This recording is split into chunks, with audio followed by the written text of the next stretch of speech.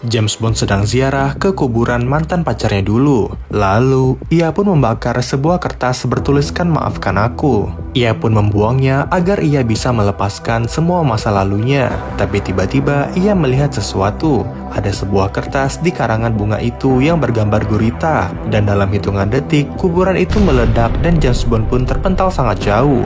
James Bond sempat tak sadarkan diri karena ledakan itu. Tapi untungnya, ia masih menghembuskan nafas dan berusaha pergi dari sana. Ia berlari ke hotelnya untuk menjemput pacarnya. Mereka pasti dalam bahaya karena semua ini pasti sudah diatur. Tiba-tiba, di belakang James Bond ada mobil yang berjalan ke arahnya. Untungnya, ia berhasil menghindar di balik batu jembatan itu. Ini sungguh gila. James Bond tiba-tiba diserang saat ia sedang liburan. Para penjahat itu berusaha membunuh James Bond di tempat. Ia sudah tak mempunyai jalan lain. Mau tak mau, James Bond melompat ke bawah jembatan itu menggunakan tali di jembatan itu. Dengan kondisinya yang lemah seperti ini, ia beruntung bisa selamat dari aksi gila itu. Para penjahat itu tak bisa mengejar James Bond. Ia dengan cepat kabur dari tempat itu. Sesampainya di hotel, James Bond langsung menghampiri pacarnya.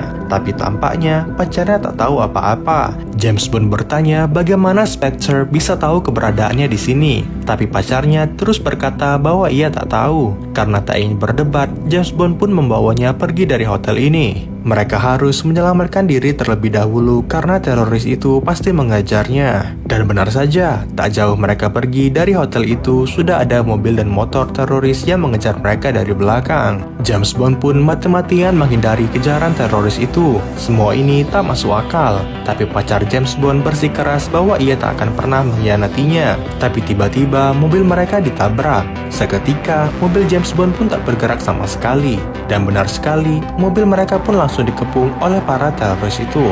Anehnya, James Bond tak ingin bergerak dari situ. Mobil mereka terus dihujani peluru para teroris itu. Walaupun kaca mobil James Bond anti peluru, ia masih tak mau bergerak seperti ingin mengancam pacarnya. Akhirnya, ketua teroris ini pun keluar dari mobilnya. Ia mendekati mobil James Bond sambil menembakinya. Peluru senjata itu memiliki penetrasi yang kuat. Pacar James Bond memohon kepada James Bond untuk melakukan sesuatu. Tapi James Bond diam, tak mau berkutik. Ia menginginkan jawaban. Kaca itu sudah tak kuat lagi. Tapi tampaknya pacar James Bond memang tak tahu apa-apa. Dan ia sudah sangat pasrah. Akhirnya James Bond pun luluh dan mulai beraksi. Dari lampu mobilnya keluar senjata mesin yang mulai berputar. Dengan cepat, James Bond pun menembaki semua mobil teroris itu menggunakan senjata mesin super canggihnya. Teroris itu pun kewalahan. Tak lama, James Bond pun mengeluarkan asap tebal dari mobilnya. Dari asap itu, mereka bisa keluar dari sana dengan aman. Inilah kehebatan James Bond. Ia bisa keluar dari ancaman dengan mudah. Tak berselang lama, akhirnya sampailah mereka ke stasiun kereta api. Ternyata, ini adalah akhir dari hubungan mereka. Padahal mereka mencintai satu sama lain. Tapi James Bond sudah tak percaya dengannya. James Bond pun harus melepaskan wanita itu dan menyelesaikan semua ini. Sebenarnya apa maksud dari penyerangan itu? Dan apakah pacar James Bond berkhianat? Kita saksikan di part 3.